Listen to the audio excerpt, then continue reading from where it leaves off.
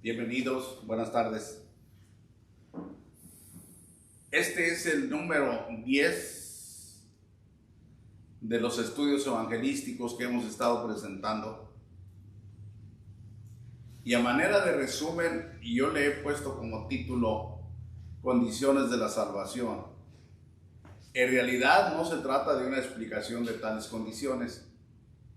Como les aclaro, puse este título solamente para referirme a que tenemos que hacer ciertas observaciones a manera de condiciones para poder alcanzar lo que Dios nos ha dado. Y es la causa. Y tomo como punto de partida lo que Pablo escribió en el capítulo 15 de la primera carta a los Corintios, verso 1. Además os declaro, hermanos, el evangelio que os he predicado, el cual también recibiste, en el cual también perseveráis. Por lo cual, asimismo, si retenéis la palabra que os he predicado, sois salvos, si no creíste en vano. Todas las escrituras que yo subrayo, lo hago con el único fin de ponerle énfasis al mensaje ahí. Por ejemplo, aquí al inicio pongo el cual también recibiste, hablando del evangelio. Y en el segundo párrafo, la condición, si retenéis la palabra que os he predicado, sois salvos, si no creísteis en vano. Ahí está la primera condición, retener la palabra que se ha recibido. Como introducción diremos que en este mundo todo derecho tiene una obligación. Eso yo lo he aprendido de lo secular, de la gente, sobre todo en el terreno del derecho se habla mucho en este tiempo de los derechos humanos. Para decirles, por ejemplo, nada más para darles una idea de tanto que se ha hablado en este tiempo de estos derechos. Se los digo nada más para hacer esa aclaración. En México, los primeros 20 artículos constitucionales hablaban de las garantías individuales del hombre. Y ahora ya la gente ya se le olvidó eso, porque ahora son derechos humanos. Ya cambió completamente el concepto, o por lo menos la idea. Y bien, bueno, se dice que cada derecho que uno tiene, en este caso hablando, como les dije, los derechos humanos, también trae consigo una obligación. Pues en la Biblia también esto es verdad. Toda bendición que uno recibe también tiene una condición. Dios nos da la salvación por gracia, gratuita completamente, pero establece muchísimas condiciones y es importante que nosotros seamos conscientes de esto. Como ejemplo les menciono aquí la fidelidad, es una de ellas. Por ahí dice en la parte última del verso 10 del capítulo 2 de Revelaciones, dice: sé fiel hasta la muerte y yo te daré la corona de la vida. La obediencia es otra condición. Sin la obediencia nadie alcanzará este fin. La perseverancia, como ya lo vimos, y hay muchísimas otras cosas, así como la fe también. Bien, fuimos salvos en esperanza para esperanza. Yo les aclaro esto. En Romanos capítulo 1, verso 17 dice que la parte primera dice, en el evangelio, la justicia de Dios se revela por fe, y luego dice, y para fe. Es el mismo caso del lenguaje que yo estoy utilizando aquí. Salvos en esperanza para esperanza. Aclaro que en aquel versículo que cité, el 1:17 de Romanos, la justicia de Dios se revela por fe. Hay que recibirla por fe, pero la fe también es un don de Dios. Y luego se nos da, la debemos hacer crecer en nosotros, y por eso dice para fe, para vivir por fe. Porque a partir de allí el cristiano, nosotros vivimos por fe, andamos por fe, como está escrito, no por vista. Ahora nosotros hemos sido salvos, ya lo vamos a ver. Ya somos salvos, pero somos salvos en esperanza. Por eso dije, fuimos salvos en esperanza y para esperanza. Salvos en esperanza para continuar esperando. El 8 de Romanos, verso 24, porque en esperanza fuimos salvos. Pero la esperanza que se ve no es esperanza, porque lo que alguno ve, ¿a qué esperarlo? Aclaro esto porque hay muchísima necesidad. Créeme que hay muchísima confusión en el campo del cristianismo actual, donde se estudia el evangelio, donde la gente profesa seguir la enseñanza de Cristo y hay muchísima confusión. La mayoría de la gente se rehúsa a aceptar que ya fue salva y profesan un evangelio para salvación, pero a la vez se desconoce la salvación y aún se rechaza o se niega. Nosotros como los judíos esperábamos que Cristo nos salvara y nos salvó. Ellos tenían las escrituras, nosotros como gentiles no. Pero en nuestro tiempo ya son muchísimos años, siglos de tiempo que han pasado y nosotros ya todos nacimos o desde que nacemos empezamos a escuchar de Jesucristo. En cualquier parte donde hayamos nacido en este mundo se habla mucho de Dios, de Jesucristo y todo lo que nosotros hemos escuchado desde nuestros primeros días. Ahí en Efesios 1:12, a fin de que seamos para alabanza de su gloria nosotros los que primeramente esperábamos en Cristo, hablando primeramente o estrictamente del pueblo de Israel, de los judíos que el Señor salvó, pero también estamos incluidos los gentiles. Y la escritura que estamos leyendo lo dice porque en el plan de Dios, en todo lo que Él hizo para la redención del hombre, estaba incluido esto, que Dios haría esta gran obra para la alabanza de su gracia, o de la obra de la gloria de su gracia. Cristo nos salvó del pecado y de la muerte. Específicamente, solamente en esto me estoy centrando yo. Salvos del pecado y de la muerte en este tema o en este estudio, porque la salvación es demasiado extensa. Podemos hablar de muchas cosas de las que el Señor nos salva, nos ha salvado y nos salvará. Pero estamos concretándonos, o me estoy concretando ahora solamente a que el Señor nos ha salvado del pecado y de la muerte. Y este es un fundamento de este estudio, porque la ley del Espíritu de vida en Cristo Jesús me ha librado de la ley del pecado y de la muerte. Dos cosas bien importantes. En realidad, eso es todo el problema en el mundo, el pecado y como consecuencia la muerte. Ese es todo el problema. Quitando eso, ya está la bendición de Dios en el mundo. A eso vino Cristo, a quitar el pecado y a quitar la muerte. Entonces, esta ley es importante. La ley del Espíritu de vida en Cristo Jesús. No les voy a dar ahora una explicación a fondo de lo que es una ley, de lo que es la ley del Espíritu de vida y la ley de Moisés, porque ahí hay dos leyes, como lo pueden ver. Ley del Espíritu de vida y luego aclara en Cristo Jesús.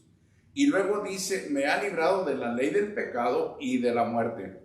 A la ley de Moisés se le llamó también ley del pecado porque declaraba el pecado. Cuando una persona transgredía tal ley, lo declaraba culpable o era un inculpado. Entonces, la ley de Cristo vino a salvar. Y voy a leer yo una parte, una especie de paralelismo que la Escritura hace, porque está muy hermoso y lo debemos de escuchar en este sentido para entender un poco más claras estas cosas. Hay todo un capítulo, el capítulo 3 de la segunda carta a los Corintios habla de este paralelismo referido a los dos testamentos, al Antiguo Testamento y al Nuevo Testamento. Yo voy a leer solamente del verso 6 al 11. O del verso 5 dice, no que seamos competentes por nosotros mismos para pensar algo como de nosotros mismos, sino que nuestra competencia viene de Dios, el cual asimismo nos hizo ministros competentes de un nuevo pacto, no de letra, sino del Espíritu, porque la letra mata, mas el Espíritu vivifica. Esto es lo que yo quería que escucharan. La ley del Espíritu de vida es la ley de Cristo y en Cristo. Y la ley de la letra, que fue lo que se dio en los 10 mandamientos, es la ley que le llama también ley de muerte. Entonces dice otra vez el verso 6. El cual asimismo nos hizo ministros competentes de un nuevo pacto, no de la letra, que es el antiguo pacto, sino del Espíritu, porque la letra mata, el Antiguo Testamento, mas el Espíritu vivifica. Y si el ministerio de muerte grabado en letras, en piedras, fue con gloria tanto que los hijos de Israel no pudieron fijar la vista en el rostro de Moisés a causa de la gloria de su rostro, la cual había de perecer, lo cual quiere decir, aquí también lo aclaro, que ese testamento, que esa ley todo era temporal y era nacional, porque mucha gente no lo sabe, y por eso lo llama aquí de esta manera, que fue con gloria a causa de la gloria de Dios. Pero dice, ¿cómo no será más bien con gloria el ministerio del Espíritu? Porque si el ministerio de condenación se refiere al antiguo pacto, fue con gloria, mucho más abundará en gloria el ministerio de justificación. Porque aún lo que fue glorioso no es glorioso en este respecto en comparación de la gloria más eminente. Dice, porque si lo que perece tuvo gloria, mucho más glorioso será lo que permanece. Y esto es lo referente a la ley del Espíritu de vida en Cristo Jesús. Yo diría, con toda la libertad que Dios me da, que el Espíritu de vida en Cristo Jesús y que la ley del Espíritu es Jesucristo mismo, y que la ley de la libertad es Jesucristo mismo. Él es el todo para la salvación nuestra. Y en Él está la libertad, en Él está la salvación, en Él está la vida eterna, en Él está todo. Entonces, debemos de tener esto siempre presente. Esta salvación del pecado y de la muerte ya la tenemos. Y ya la vemos, porque ya es nuestra. Ya no es esperanza. El verso 24 del mismo capítulo dice, porque en esperanza fuimos salvos, refiriéndose estrictamente a lo que ya aclaramos. Pero la esperanza que se ve no es esperanza, porque lo que alguno ve, ¿a qué esperarlo? Esperamos la redención de nuestro cuerpo. Primero, yo solamente voy a tratar dos sujetos en esta esperanza: la redención de nuestros cuerpos físicos y la gloria eterna con Dios. Dos cosas importantísimas, es lo que estamos esperando ahora. Aquí dice el verso 23, y no solo ella, hablando de toda la creación del mundo, de los hombres, no de lo material, sino que también nosotros mismos, que tenemos las primicias del Espíritu, dice, nosotros también gemimos dentro de nosotros mismos esperando la adopción, la redención de nuestro cuerpo.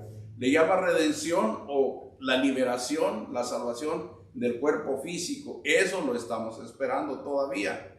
Esa es la esperanza que todavía no vemos. A eso nos referimos. Ahora, ¿qué pasa para cuando llegue esta redención? O Cristo viene y nos lleva, o nosotros nos vamos, pero el cuerpo tiene que ser redimido. Esa es a la esperanza que se refiere la Escritura. Es importantísimo este conocimiento. Para recibir lo que esperamos debemos ser fieles a la salvación que ya tenemos. Ven, otra de las grandes condiciones que el Señor nos da. Si nosotros no somos fieles a lo que se nos ha dado, no vamos a llegar a recibir lo que esperamos. Y entonces sería una pérdida. Es lo que dijo en el verso 2. Por el cual asimismo, si retenéis la palabra que os he predicado, sois salvos si no creísteis en vano. También los que estén vivos para la venida de Cristo esperan la transformación del cuerpo.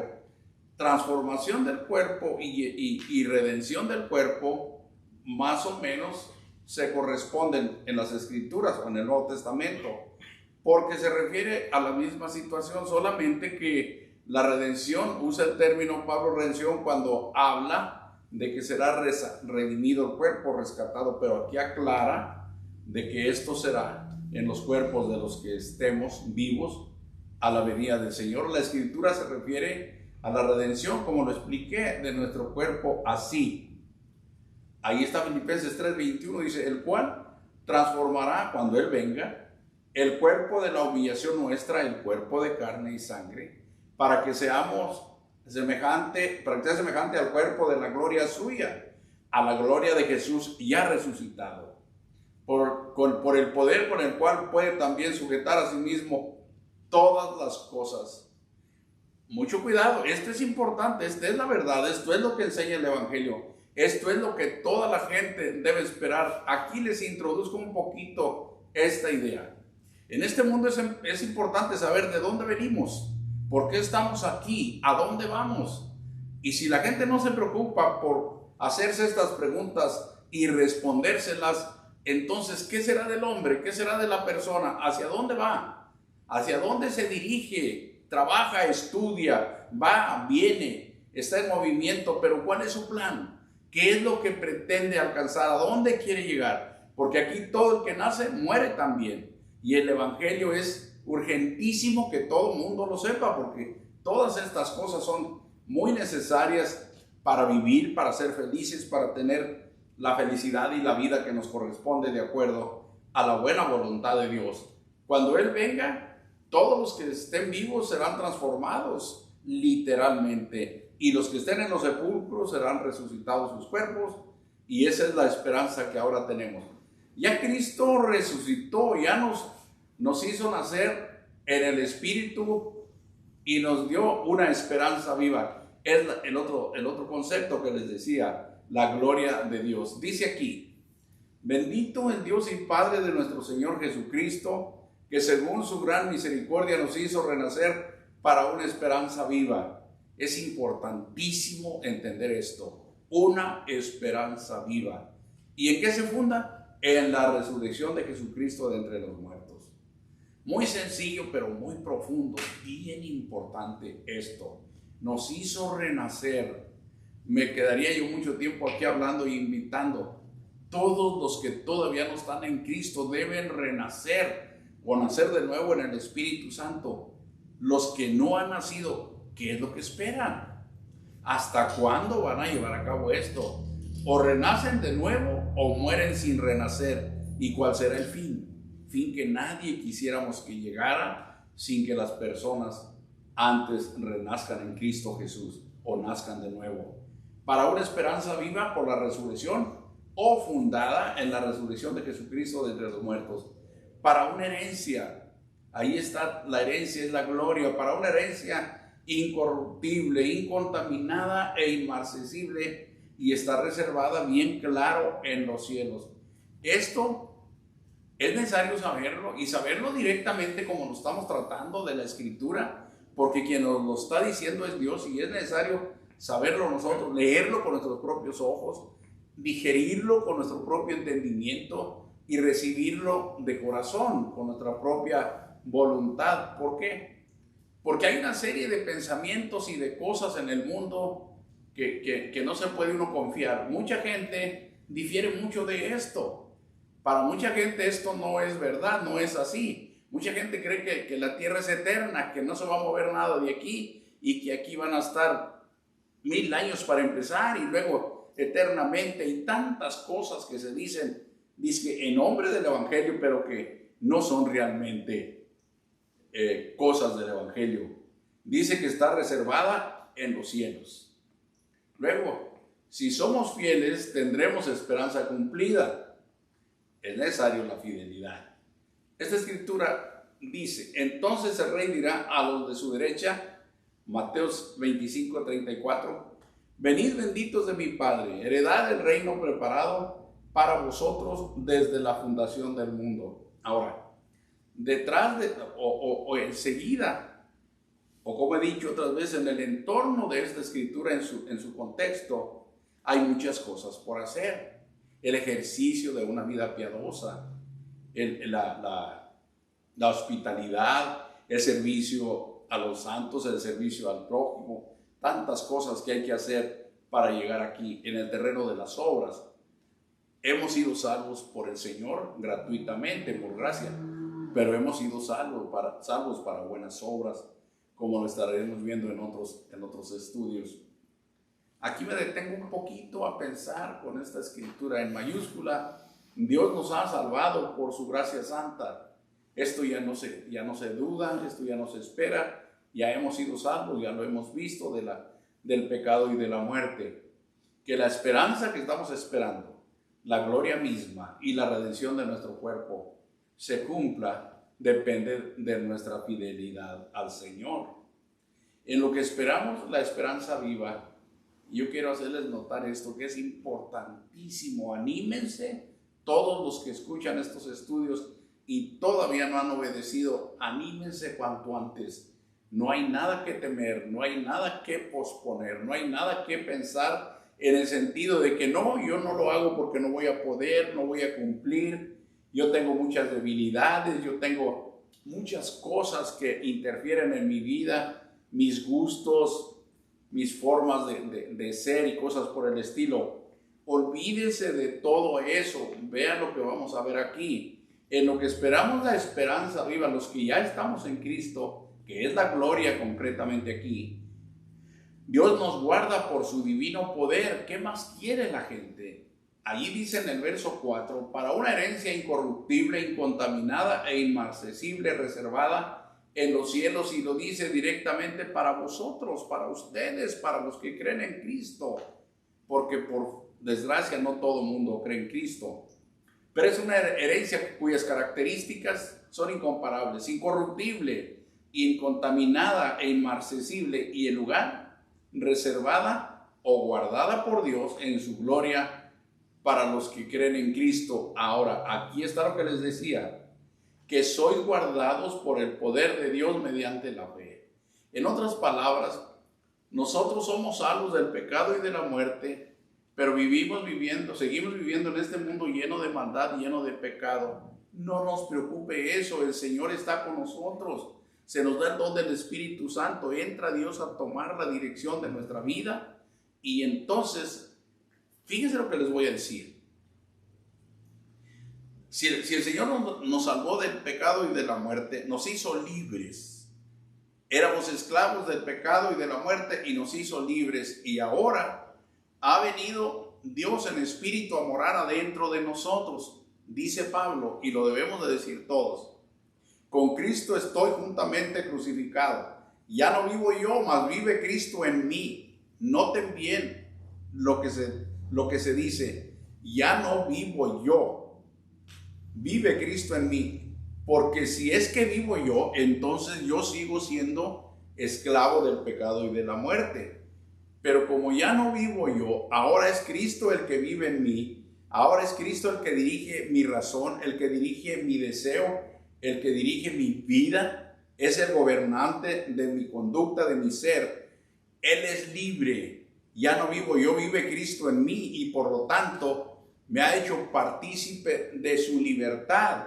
Por eso el cristiano no puede seguir siendo esclavo del pecado, porque él ya no vive, él murió, el pecador murió. Ahora es cristiano porque vive Cristo en él. Y entonces dice allí que sois guardados por el poder de Dios mediante la fe. Ese es el fundamento de lo que les estoy aclarando, la fe. Si la persona no cree, todo está perdido. Se tiene que creer en lo que el Señor ha hecho por nosotros, para alcanzar la salvación que está preparada para ser manifestada en el tiempo postrero. Esa no es la salvación del pecado y de la muerte. Esa es la salvación de la esperanza que nosotros tenemos de ser llevados, de ser redimidos y de ser llevados a nuestro lugar eterno. Bien, en el tiempo de espera, que es hasta que el Señor venga o hasta que Él nos llame, para la redención de nuestro cuerpo, el Espíritu Santo intercede por nosotros. Hay cosas, créanme, que muchos cristianos o no nos damos el tiempo, o no nos gusta pensar, no nos gusta meditar. Pero hay cosas tan grandiosas como estas que no nos imaginamos. De igual manera dice la Escritura, el Espíritu nos ayuda en nuestra debilidad. Dios mismo desde adentro de nosotros, trabajando en nuestra vida, en nuestra dirección, en nuestra enseñanza, en todo lo que nosotros somos y necesitamos. El Espíritu nos ayuda en nuestra debilidad, la parte que nosotros pudiésemos poner como excusa. No, pues es que no puedo por esto o aquello. Ahí está el Espíritu desde adentro, el Espíritu Santo. En eso se debe de poner atención y poner énfasis. El cristianismo actual, la gente actual, estamos tan distraídos todos y siendo llevados por la inercia del mundo, en los entretenimientos, en los pasatiempos de la gente, y es un desastre porque no se le da el tiempo necesario a las cosas del Espíritu, a las cosas más importantes, que es lo que Dios nos ha hecho, lo que Dios nos ha dado. Y luego dice, pues ¿qué? ¿Hemos de pedir como conviene? No lo sabemos. Hasta eso es importante. Hemos de pedirle a Dios como conviene, y lo que conviene no sabemos. A veces no sabemos ni cómo plantear una oración. Y luego dice, pero el Espíritu mismo intercede por nosotros. ¿Y cómo lo hace? Vean cómo lo hace el Espíritu Santo, con gemidos indecibles. ¿Qué quiere decir? Que el Espíritu Santo que tengo dentro intercede por mí desde allí, desde mi corazón ante el Padre, con gemidos que yo mismo no podré entender si se me tratara de decir. Y la parte del 27 dice, mas el que escudriña los corazones sabe cuál es la intención del Espíritu. Entre gemidos que son súplicas, expresión importantísima, indecibles, el Señor Dios lo sabe, dice, porque el que escudriña los corazones, Él es el Padre. Sabe cuál es la intención de esos gemidos indecibles. Sabe cuál es la intención de la súplica del Espíritu que está en mí. Porque conforme a la voluntad de Dios, intercede por los santos. ¿Por qué intercede el Espíritu Santo? Por los santos, no por los pecadores. Y entonces el cristiano, ¿de qué se queja? ¿Qué le hace falta? Lo tiene todo, absolutamente todo. En la tierra para guardarlo, para dirigirlo, para llevarlo. Por eso yo me atrevo a decir que el cristiano no se puede perder. Si conoce todas estas cosas y las cree y las vive, nunca se podrá perder. Dice esta escritura en Santiago 4:5, ¿o pensáis que la escritura dice en vano? El Espíritu que Él ha hecho morar en nosotros nos anhela celosamente. Eso no es en vano, eso es muy verdad, muy real, muy verdadero. El Espíritu que Dios ha hecho morar en nosotros nos anhela profundamente. Yo quise poner algo aquí más ilustrativo. Ojalá esto nos sirva suficiente. En el terreno del derecho yo he encontrado las leyes de la reincidencia. Cuando una persona purga una condena, vamos a decir así, por un homicidio, luego sale y después de cierto tiempo, dentro de un término, vuelve a cometer otro homicidio, entonces lo vuelven a reclutar y ahí le doblan la sentencia, la pena ya no es la misma. Pero aquí yo no me puedo imaginar una ley de parte de Dios, excepto lo que está aquí. Y esto a mucha gente, noten ustedes, no es para infligir miedo, pero sí para poner atención. Como idea simplemente diré, podemos manejarlo como la ley de la reincidencia, aunque no encaja del todo. Dice Hebreos 6:4, porque es imposible, noten ustedes el término, para Dios nada es imposible, para el hombre sí. Pero aquí dice, porque es imposible. ¿Qué es lo que es imposible? Que los que una vez fueron iluminados, estábamos hablando del Espíritu Santo en nosotros, a eso se refiere, y gustaron del don celestial, y fueron hechos partícipes del Espíritu Santo, y asimismo gustaron de la buena palabra de Dios y de los poderes del siglo venidero, y recayeron. Allí se cumple la palabra imposible.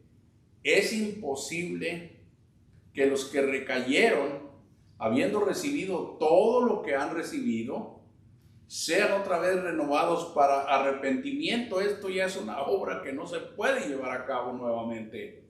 ¿Por qué? Dice ahí, crucificando de nuevo para sí mismos al Hijo de Dios y exponiéndole a vituperio.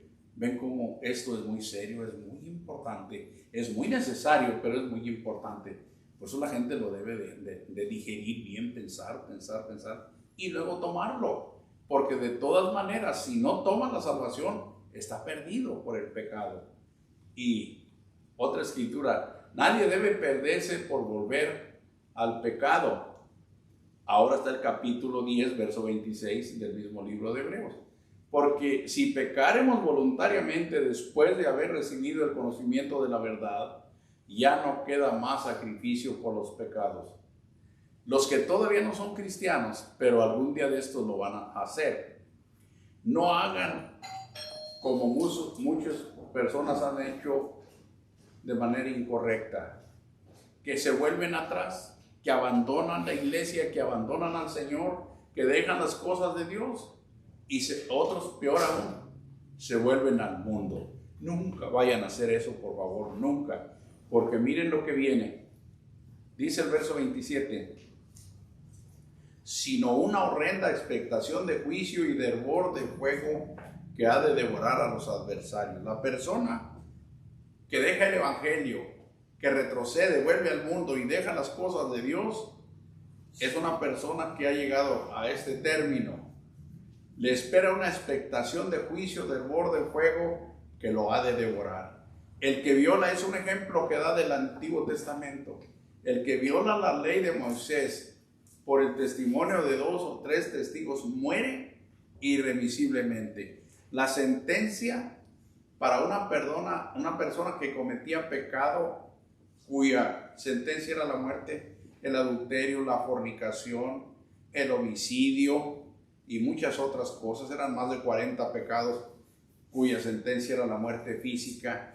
Pues si en esa ley se castigaba con la muerte física irremisiblemente, dice entonces, ¿cuánto mayor castigo pensáis que merecerá el que pisoteare al Hijo de Dios? Este es el cristiano, y tuviere por inmunda la sangre del pacto en la cual fue santificado, e hiciere afrenta al Espíritu de gracia. Qué tremenda pregunta, tiene muchísima profundidad. ¿Cuánto mayor castigo le debe corresponder a una persona que pisotea a Cristo? Tiene por inmunda la sangre del pacto en la cual se le santificó, e hiciere violencia al Espíritu de gracia. Pues conocemos al que dijo, mía es la venganza, yo daré el pago, dice el Señor. Y otra vez, el Señor juzgará a su pueblo. Horrenda cosa es caer en manos del Dios vivo. Nadie caiga en el mal ejemplo que cayó Israel. En el capítulo 3, verso 19 del mismo libro de Hebreos dice, y vemos que no pudieron entrar a causa de incredulidad. Y esto le pasó a los judíos. Anduvieron 40 años en el desierto, no alcanzaron a llegar a la tierra prometida, excepto 2 personas. De los tantos cientos y miles que salieron de Egipto, todos perecieron en el desierto por su incredulidad y por su desobediencia. Millones de gente ahora ha sido salvo del pecado y de la muerte por la sangre de Cristo en la ley del Espíritu de vida en Cristo Jesús. Pero también muchísima gente lo ha abandonado. Muchísima gente lo ha dejado y no han alcanzado la meta final. Sea usted diferente, sea usted uno de los que sí guardan las condiciones establecidas por Dios para llegar al final de esta salvación. Que el Señor nos bendiga y todos tengamos, como dice la Escritura, galardón cumplido. Hasta la próxima. Benditos.